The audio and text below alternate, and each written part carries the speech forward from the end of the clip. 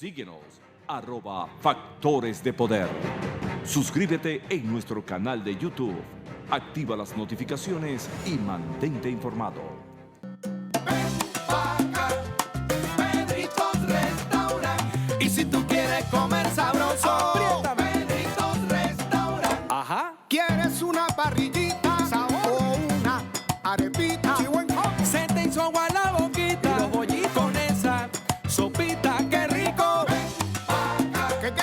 Pedritos Restaurant. El sabor de nuestra tierra pura sabrosura. Pedritos Restaurant. Ven pa' que Pedrito y prueba que todo es una ricura. Pedritos Restaurant. Regresamos con Agárrate y antes de conversar con Antonella Martí, ya está con nosotros aquí en el estudio, yo te quiero informar sobre la nueva promoción de CAEXPOR que no la puedes pelar. Ellos están abiertos los días sábados, así que si tú llegas allá el sábado vas a poder hacerte parte de esta promoción, vas a poder beneficiarte con esto.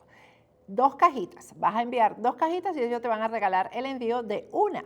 2 cajitas de 16 por 12 por 12 y ellos te regalan una adicional. Es decir, llegas con tus 3 cajas el sábado, porque tiene que ser sábado, y vas a pagar solamente el envío de 2. Así que no lo puedes pelar. Todos los sábados CAEXPOR está abierto al público. Ahí tienes su página web que es www.caexpor.net. Si quieres abrir tu casillero virtual, hacer las compras online y enviarlas a CAEXPOR.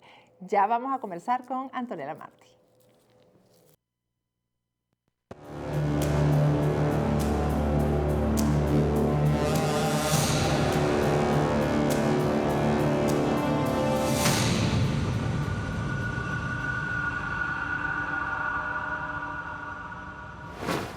Antonella Martí ya está con nosotros aquí en el estudio. Esta visita le encanta a los niños de producción. Se vuelven locos con Antonella porque es demasiado inteligente. Aquí estaban hablando, conversando con ella, debatiendo con ella. Gracias, Antonella. Gracias a ti, Patricia. Muchas gracias por la invitación. Gracias por acompañarnos. Bueno, Antonella va a presentar mañana un libro que habla, el título del libro además es controversial, Antonella, porque el capitalismo en Venezuela se ha presentado desde que llegó Hugo Chávez como que es el gran demonio, ¿no? Es el asesino masivo de seres humanos. Y por ahí te fuiste tú. Capitalismo, un antídoto contra la pobreza. Efectivamente, ese es el título del último libro que tiene, prólogo también de Gloria Álvarez, con quien hemos estado trabajando desde hace mucho tiempo en este... Eso es como explosivo. Así que sí, pero la idea precisamente es eso, es mostrar la cara del verdadero capitalismo, ¿no? Y dar una batalla cultural y educativa de alguna forma contra todas las concepciones peyorativas que hay sobre este concepto, que creo que en América Latina estamos bien claros, como lo decías recién. Y por supuesto, Venezuela es un país que prácticamente nunca aplicó ideas o un sistema capitalista, es decir, donde exista un libre mercado. O sea, generalmente siempre se han hecho ciertas concesiones, han estado los gobiernos intrometidos en la economía, han habido sectores privilegiados, ¿no? Y eso hay que diferenciarlo completamente de lo que es el libre mercado, ¿no? Un libre mercado en el que la gente pueda elegir, pueda votar con su dinero, como a mí me gusta llamarlo. Y creo que es algo que los países que han optado por ese camino le han ido muy bien, ha ido muy bien. Entonces hay que ir por ese rumbo. Tú afirmas, como es cierto que en Venezuela nunca se ha llevado este camino, pero las ofertas que hay, que están sobre la mesa en este momento, ¿tampoco van por ese camino o tú crees que sí se acercan? ¿Las ofertas políticas? Las ofertas políticas. Sí, yo creo que hay una oferta política en Venezuela que se acerca a las ideas de la libertad económica, la libertad política, la libertad individual, las ideas que han generado progreso en todos los países en los que se han probado y que es Vente Venezuela. Yo creo que María Corina es la única persona, estando dentro de Venezuela, que tiene un concepto claro de lo que es la libertad de mercado, pero el resto, o sea, si uno ve y evalúa lo que son las propuestas de los demás partidos, o sea, prácticamente, Voluntad Popular, Primero Justicia, todos hablan de redistribución de la riqueza. Yo he leído la carta orgánica del Partido Voluntad Popular y ellos se definen de centro-izquierda. Entonces hay que ver si la próxima Venezuela va a enfrentarse con un socialismo vegano o con liberalismo. Yo creo que el socialismo carnívoro hay que combatirlo con libertad. Y tú crees que dijiste una palabra que a mí me parece que es clave, que es la educación, ¿no? Y en nuestros países, bueno, en Venezuela ya tenemos 21 años de esto, 21 años de las misiones, Antonella, 21 años de que, bueno, no hagas nada, que no te preocupes, que el Estado proveerá y te manda una bolsita, pero vota por nosotros, firma aquí, entonces recibes el pernil, etc. ¿Cómo se combate eso? Porque yo creo que el discurso de María Corina es poco popular, porque simplemente te dice, si tú trabajas vas a tener, si tú trabajas vas a progresar. Entonces hay gente que dice, no, trabajar, no me hables de trabajar. Sí, absolutamente. Y la característica de esto que decías es una característica clave del populismo latinoamericano, porque el populista de alguna manera te quiebra las piernas, te da un par de muletas y te dice que si no fuera por el populista vos no podrías caminar. Entonces generan esa relación dependiente entre el gobierno y el ciudadano que siempre es tóxica, porque de alguna forma te ponen un cartel de pobre en la cara o de incapaz. Entonces los seres humanos se van acostumbrando, la sociedad se va acostumbrando a vivir de una manera parasitaria en este tipo de sociedades estancadas, donde no se avanza, donde no se progresa. Y creo que lo que hay que destacar acá es que la cultura del trabajo, la cultura de la responsabilidad es lo que va a tener que prevalecer en Venezuela para que pueda salir adelante. Y se ha probado, se ha hecho. Hay países que han estado muy mal, que han estado sumergidos en las peores dictaduras comunistas y que han logrado salir adelante y poder avanzar después de todos estos sistemas. ¿Quiénes son los que se benefician con el populismo? Los que se benefician con el populismo son principalmente los líderes, los caudillos que toman el poder y sus familias, por supuesto, y los amigos, ¿no? Los grandes amigos del poder. No nos olvidemos, Fidel Castro, una persona que hablaba en contra de las riquezas, en contra del capitalismo, que se declaraba comunista y muere con una fortuna de $900 millones estimados por la revista Forbes. La hija de Hugo Chávez, María Gabriela, una de las mujeres más ricas de toda Venezuela. Y esa es otra, porque esa es la gran hipocresía de estos personajes. Ellos ahorran en dólares y después hablan en contra del imperio, pero si tuvieran que ahorrar, yo digo, bueno, que ahorren en bolívares, que ahorren en pesos cubanos, ¿no? La batalla que yo he emprendido para, digamos, registrar y evaluar lo que se considera los posibles sustitutos de este sistema de gobierno, es porque no quisiera sustituirlos por algo similar, ¿no? Y lo que hemos visto aquí como liderazgo político en Venezuela es una casta de jóvenes que se formaron viendo eso y que a veces uno, es evidente en muchos casos que lo que quieren es eso también. Quieren ser la María Gabriela, quieren tener acceso al poder, no solamente al poder, sino también al dinero fácil. Todo esto es porque se han formado y se han educado en medio de este sistema, pero a mí lo que más me preocupa es esa gente que se fanatiza con ellos, pensando que el beneficio es para ellos. Totalmente. Y es lo que tú estás diciendo, termina siendo el beneficio para para ese líder que te produce ese fanatismo por el cual matas. Sí, para estos personajes, o sea, la política termina siendo una herramienta para enriquecerse, para hacer su propio negocio. Y la política tiene que ser una herramienta para hacerle más fácil la vida al ciudadano. Creo que esa es la base. ¿Y por qué las equivocaciones reiteradas? ¿Por qué una equivocación detrás de otra? ¿Por qué te fanatizas con uno e inmediatamente ese te defrauda y te fanatizas con el siguiente? Bueno, eso también es una característica bien puntual de América Latina, ¿no? De encontrar estos personajes, estos mesías, estos salvadores y creer que una persona va a venir a solucionarnos la vida, cuando son ideas las que nos ayudan a salir adelante, no son personas, las personas son la vía. Pero creo que, y eso creo que también es una característica bien puntual de Venezuela, ¿no? De alguna manera fanatizarse con personajes. A mí me llamó mucho la atención, ¿no? Siendo argentina, viendo desde afuera la situación, el fanatismo que surgió también cuando aparece en la escena política Juan Guaidó.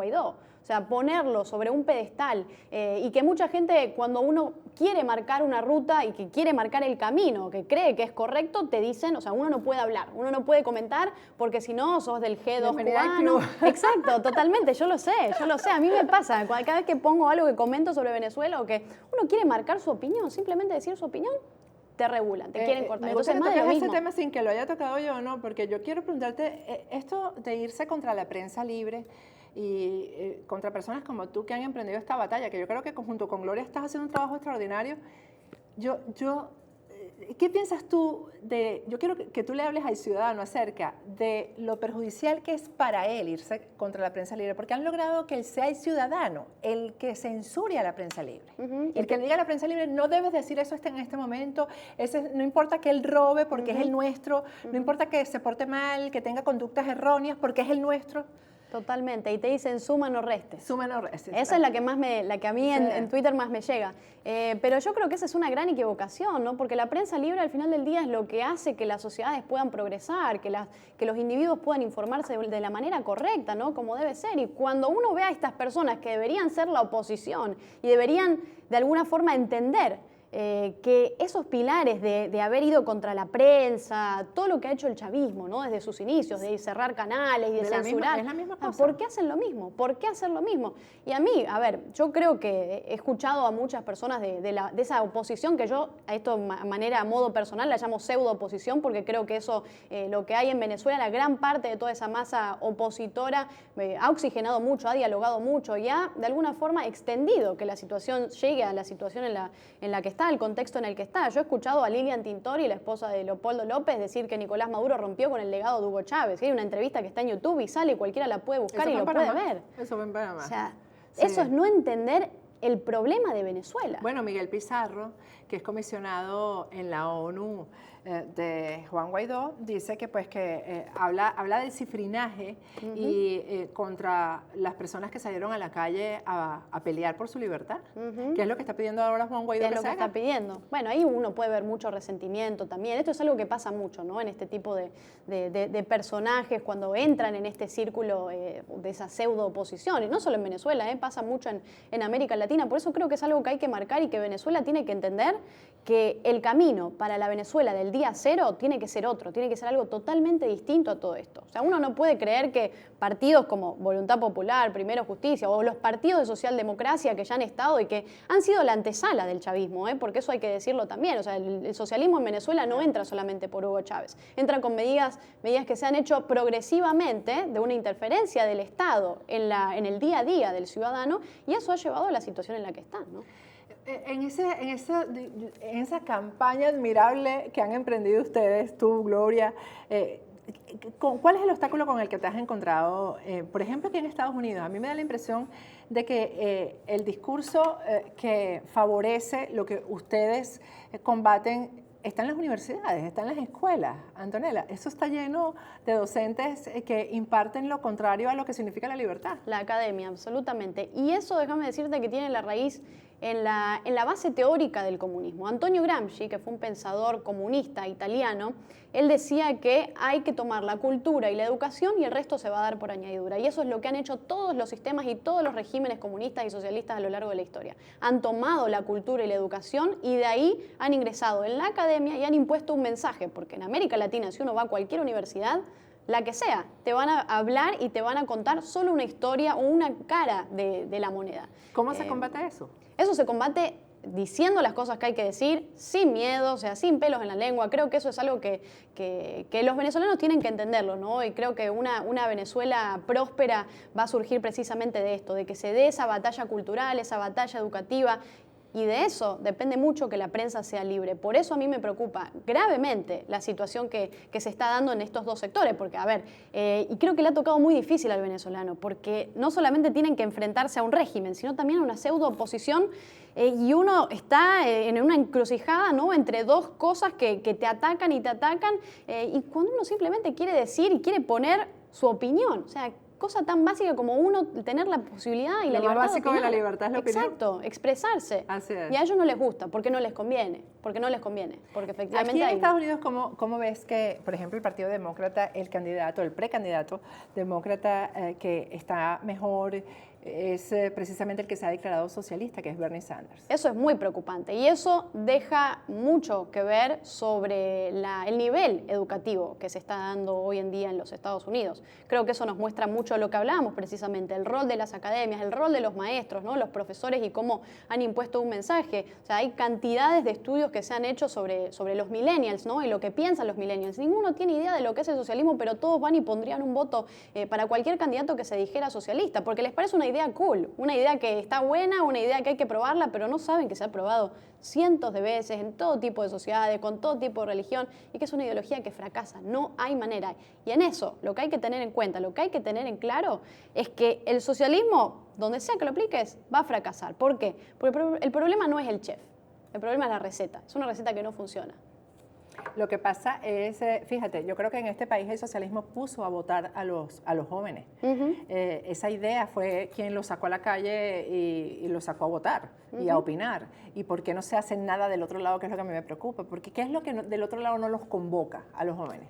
Bueno, lo primero que tiene el mensaje socialista es que muchas veces llega con las emociones, ¿no? Llega a partir de un mensaje emotivo, un mensaje que toca la emoción de los seres humanos, que cree, que te llega al corazón, esta idea de la igualdad, una igualdad que no existe la igualdad de oportunidades, no existe la igualdad de material que los socialistas o los comunistas proponen crear. O sea, hay que crear mayores oportunidades, eso sí, pero nadie va a ser igual a nadie porque nadie tiene las mismas características iguales e idénticas a nadie. Todos somos individuos distintos y eso es lo que nos hace libres, que cada uno es distinto. Entonces creo que eso, ahí está la base de toda esta situación, ¿no? Mira, comenté en el primer segmento, Antonella, que el primer paso que hemos visto que ha dado Juan Guaidó después de haberse reunido con Donald Trump es un mensaje que acaba de enviar, donde hace unas convocatorias, un poco, para mí es un poco ambiguo en el sentido de que no habla de fechas, no habla de hechos específicos, es un mensaje, es el primer hecho posterior a esta reunión. ¿Tú piensas que cambiará algo la reunión de Guaidó con Trump, algo en el curso que llevan las cosas en Venezuela, que es un curso electoral, meramente electoral? Yo creo que ahí está la clave. Hay que esperar también a ver cómo es este regreso a Venezuela, pero por lo que se ha escuchado en el mensaje parece que no va a haber un gran cambio, al menos en la discursiva, ¿no? Y creo que eso dice mucho de los intereses que tiene mucha gente dentro de esa oposición, ¿no? Y no es porque uno critica por criticar, sino que son cosas que se han probado, o sea, casos que se han probado de corrupción y de cosas que han sido poco transparentes, incluso dentro de lo que ha sido el dinero de la ayuda humanitaria, de muchas cuestiones que se han manejado muy mal, ¿no? Yo comenté también en el primer segmento sobre por qué Juan Guaidó no habla de eso y por qué no hay periodistas que le pregunten sobre eso. Cosas probadas, como dices tú, que además que no son los medios que ellos adversan, que son medios, digamos, venezolanos como este, factores de poder, sino CNN, estamos hablando del Nuevo Herald, que publican los casos de corrupción con pruebas y ni siquiera hay comentarios acerca de eso. Es que a ellos no les conviene, para nada. Ni siquiera salir a decir o a desmentir, porque saben que si lo hacen sería muy preocupante, ¿no? También para la gente que de alguna forma está creyendo en este gobierno, en esta transición que se está dando muy mal, ¿no? Yo creo que, a ver, y esto es algo que hay que decirlo, es una transición que se ha respaldado desde el primer momento, ha hecho, o sea, de hacer lo que tenía que hacer. Ya tiene más de un año de respaldo. Más de un año, pero después, o sea, si no marcás el rumbo y si no haces las cosas que tenés que hacer y si te olvidaste que el camino era el cese de usurpación y todo un proceso y lo invertiste y te sentaste a dialogar más de 15 veces, como ya se ha hecho en Venezuela, tantas veces dialogando con un régimen que, o sea, y él lo dice en el video, él usa la palabra dictadura. Para mí Venezuela no es una dictadura, o sea, no es una dictadura convencional de las que hemos tenido en América. No. Es algo más, ha superado el nivel de dictadura, es una narcotiranía. Pero a ellos le cuesta utilizar el término. Les cuesta. Les cuesta, fíjate, él ahí en las palabras dice que sí, que, bueno, se habló del peligro de Venezuela para la región, pero ¿cuál es el peligro?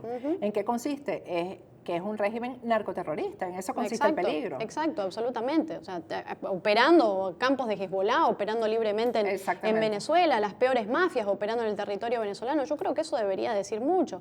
Y uno escucha el mensaje que ha dado, no solamente en estos meses, largos meses, ¿no?, de agonía, porque también el tiempo hay que contarlo en la cantidad de muertes que se están dando, mientras ellos se sentaban a dialogar cuántos venezolanos morían, cuántos niños morían. Es terrible, es muy crudo. Y yo creo que eso dice mucho de cómo se ha estado dando esta transición. Sé que pasaste por México. ¿Estuviste hace poco por México? Sí, he estado en México.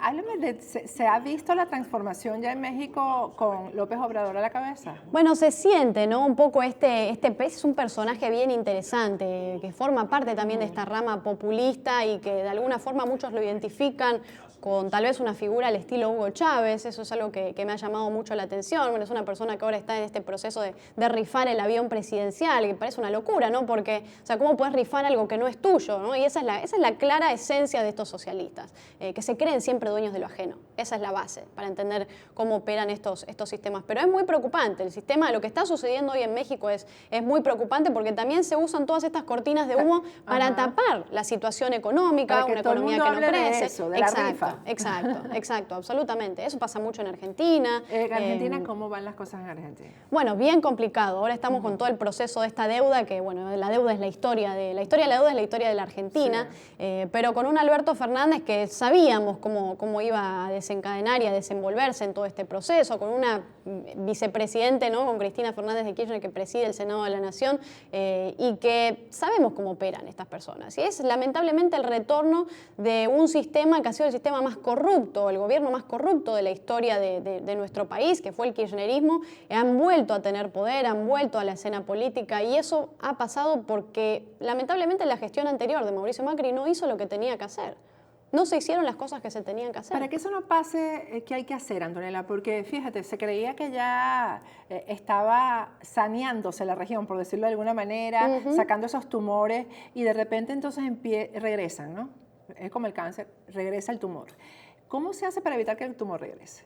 Hay que extirparlo de raíz. Y hay que tener coraje para hacer las cosas que hay que hacer. Pero parece que nuestros países latinoamericanos no pueden solos, es decir, no se les puede dejar gobernar solos, sino que debería haber como una especie de asesoría internacional o algo, apoyo, o quizás una veeduría económica o algo para que esto no ocurra, para que no regrese lo anterior. Sí, a ver, el problema, y por ejemplo, el caso de Argentina, el gobierno de Mauricio Macri tuvo todas las oportunidades de hacer lo que tenía que hacer. Mucha gente, incluso asesores, personas que estaban cerca, que decían y que insistían, economistas también, que insistían en cómo tenía que ser el camino, un camino que cada vez que se ha aprobado dio resultados, y se hizo todo a la inversa, y se aumentó el tamaño del Estado, y no se hicieron las cosas que se tenían que hacer. Argentina tiene una de las presiones tributarias más altas de la región y del mundo, y cuando la clase que te puso ahí fue la clase media, una clase votante que trabaja, ¿no? la que impulsa también junto a la clase baja, del trabajador, o sea, cuando vos a ese sector de la sociedad le pones tanta presión, no le bajás los impuestos y no dejás que crezcan y no dejas que ahorren para luego invertir, o sea, lo que va a pasar es esto, es lo que pasó en Argentina, que tenemos una situación que lamentablemente no da para más, y esto pasa en toda la región, esto es algo claro. Qué lamentable. Bueno, Antonella va a presentar su libro mañana. ¿Es abierto? ¿El evento es abierto, sí. Ya saben, es abierto en... ¿Dónde es? El Inter-American Institute for Democracy. Ahí tienen ustedes en pantalla la información. Bueno, el libro, la portada del libro, ¿a qué hora va a ser? ¿A qué hora va? Es a las 6. Mañana a las 6 de la tarde, ahí van a poder, compartir. Me imagino que va a estar Carlos Alberto Montaner. Así es. Y esta gente, el otro día coincidimos en una cena, realmente me invitó a Antonella y me sentí también viendo a Carlos Alberto tan lúcido, porque cuánto tiempo y cuántos años, Antonella, no tenemos viendo a Carlos Alberto Montaner, por ejemplo, como uno de tantos, luchando contra el comunismo y diciendo las cosas, y dijo algo tan bonito ese día de la cena, dijo, lo importante es no dejar de luchar nunca. Exacto, no tirar la exacto. toalla, Y él es ejemplo de eso, Y por eso tenemos que estar muy atentos, ¿no? Porque él como cubano, creo que el caso cubano nos dice mucho. No haber hecho nada con Cuba durante 60 años, Mira hoy te estamos pagando las consecuencias. Exacto. Venezuela. Hoy lo que pasa en Venezuela es una consecuencia de no haber hecho nada.